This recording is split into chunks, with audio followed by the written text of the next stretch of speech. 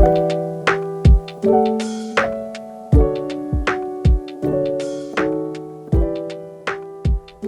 welcome to Tribe Talk. We have another episode where we take the sermon to a conversation, and we want to bring it to you so that you can have a conversation with your friends, a home group, just maybe some neighbors that you can talk about the most recent service message from Pastor Keith here at Elevate Life Church. And today we've got two incredible guests. I've got Sheila and David Kelsey, and we're super excited to talk about this past Sunday's service, and Pastor Keith is talking about the state of the church.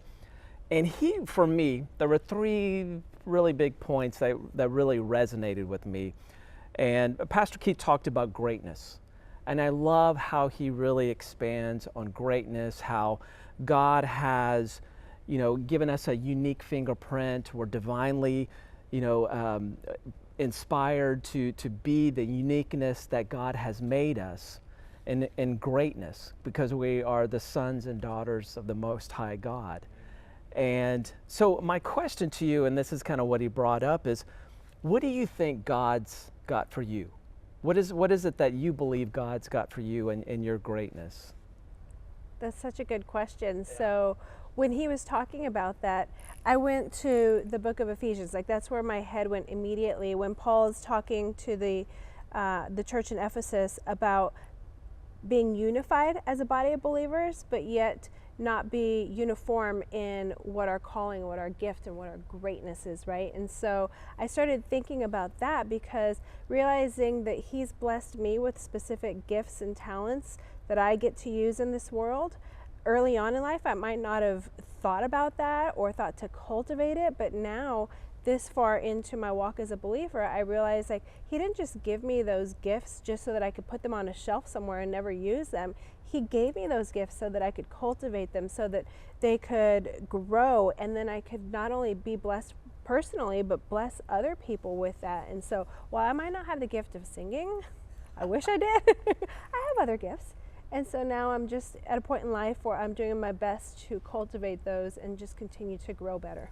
And I think that's such a valuable comment, that, God has blessed us with unique gifts and talents, and I like the way you mentioned that. And a lot of times we find ourselves wanting to be like somebody else. Maybe we want to be like this singer, even though that's not our gift, skills, and talent. Yeah. But I love that you recognize that God's given you something unique, and it's your calling to curate that and design that and develop that so that you can eventually deploy that. And I love that recognition. David, what is that? What do you think God's got for you in your greatness? Well, I think, just to kind of piggyback off of what she said, I love the fact that we are in the incubator of greatness so that we can cultivate that, right? It's one thing to realize that we have some gifts, but how do you cultivate it? And being in the house, he talked about those being in the house rooted in the house will flourish. And I think we all have a gifting to be able to reach certain people, right? The folks that you're going to reach may not be the same people that I'm going to reach. And the more that we cultivate our gifts, and because we have different walks of life, they're going to be unique, they're going to be different, because we're meant to reach different people and advance the kingdom of God. Yeah, and I think that's so good, because being here in the incubator of greatness, this is an incubator. And I love that, it's a responsibility, knowing that God's given us a gift, skill, or talent. And David, I like the way you talked about it, where I'm not going to reach the people that you're going to reach, or the people that Sheila are going to reach, because your greatness is different than mine. And that continues on that uniqueness perspective, that God's given you a gift, skill, and talent that's different from David's, that's different from mine, but it's still our responsibility to develop those so that we can deploy them and eventually disciple those that we were meant to connect with. Absolutely. I mean, for me personally, it keeps me out of the mindset of compare, right? Because I realize that I have my own unique gifts, and there's a people that I'm supposed to reach. I'm not worried about the people that you're going to reach. Yeah. God's the one directing my steps. He's got me here, he's got me rooted, and he's cultivating my gifts so I can deploy them elsewhere. And I don't know that this is true for everybody, but I know this is true for my life. When I really stopped to think about what that was and think through, like, well, what are my unique gifts? I was able to look back in my life and see the areas in life that I had excelled in previous jobs. And one of those things was teaching. I always got elevated to a training type role or a leadership type role within the organization. And so I loved it too. I loved being able to take somebody who's newer at the role, teach them, show them the way, encourage them. And so I've learned over the years that I'm an encourager, and I'm a natural teacher or trainer. And so now at this stage in life, it's like, oh, that's actually a gifting that he's blessed me with. So like you were saying, like, how do we cultivate it?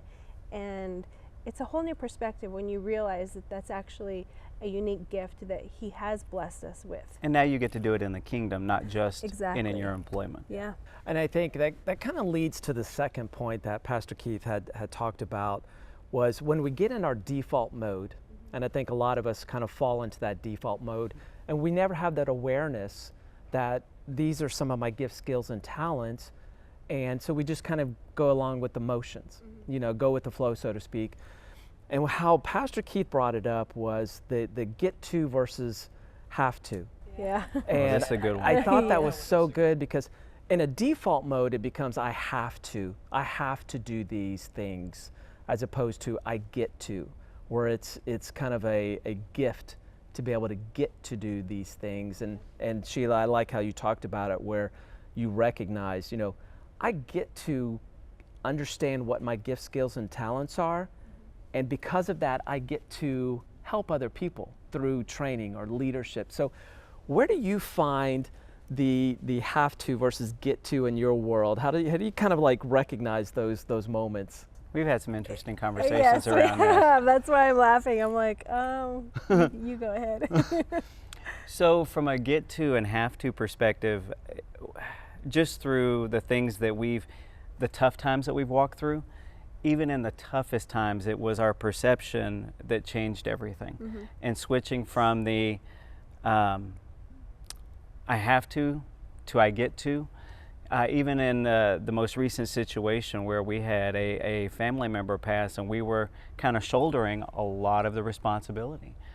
When you go from a I have to and you feel like it's a burden to I get to, what you realize is, wait a minute, God's equipped us and prepared us in such a way that we get to do this for the rest of the family, and we get to be able to provide peace in this situation. And that was just an attitude flip. And I want to pause on something that you said right there, because you talked about being prepared for it. And so this is something that we maybe have heard in church before, and you've heard this, I'm sure, is that you have been prepared for such a time as this.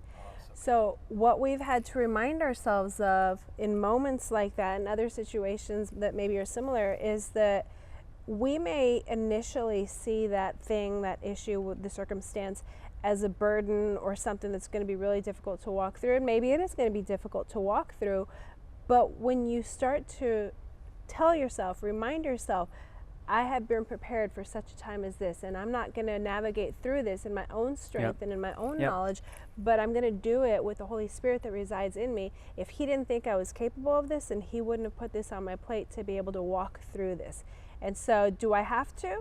No, I get to. He chose me to walk through this, so this is an honor that we get to rise up to. And I think that's such a great perspective. And David, I love how you initially mentioned this could be a burden if I were to look at it through the lens of have to. And you guys, and Sheila, how you said it, you flipped it and you said, I get to be this. I get to be this person that helps the family out, to kind of lead the family through this difficult time. And is it easy? No, but you're going to get through it. And the light that you emit, because you are that person, that leader of the family, now your family's looking at you going, wow, David and Sheila are different. What is it that is making them so different? And so that attitude, that approach that you guys are doing is a discipleship, just simply because of that flipped perspective on, hey, here's this thing. I either can come at it with a have to, but you guys flipped it and says, I get to to do this? Well, and I think it translates to even the most simplest decision that you make every day. I mean, for a lot of the folks where they feel like, oh, I have to get up and go to work. No, you really get to. You get to get up and go to work, because there's a lot of folks that don't get that opportunity. There's a lot of folks that would love to be in your position. Well, I have to get up and work out. No, you get to get up in the morning and go work out. You get to do those things, because there's other folks that might not be in that position to be able to do those things. So having the perspective that everything that you really get to do, the power to choose, is a get to. You get to, like to, want to, choose to. Ooh, and I love it. You added that choose to, and that was something Pastor Keith had talked about as well. Your choice when you walk into a moment, when you walk, and this is something else that Pastor Keith talked about. The choice you make when you walk into a room is to either add value to it, or be the energy drainer from it. And you guys have done that with your get to approach, your get to perspective, no matter what it may be. And I put it in quotes. You know, waking up for work, going to work, you know, doing the things that you do, making dinner, cleaning the dishes, being around. I get to be around such amazing people because, as you guys mentioned earlier, getting planted in the house of God here at Elevate Life Church has truly transformed the way we think and the way we speak and the way we do. I mean, it is a total transformation. And David and Sheila, it has been an absolute pleasure to talk with you guys. I could talk to you guys for hours about this. One, this message was so powerful. Two, I love talking to you because I get to talk to you guys. I get to be part of your family choice. You like that? I like that. That was good. That was good. Well, thank you, David and Sheila, so much for being a part of Tribe Talk today. Thank you guys so much for joining us here on another episode of Tribe Talk.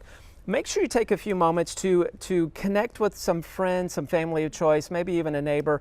Talk about this past Sunday's message and really see where it resonates with you and how it transforms the way you think, do, and be in your life. Make sure you follow us on social media. We're on Facebook, Instagram, and YouTube, and we want to thank you so much. God bless, and we'll see you on the next episode.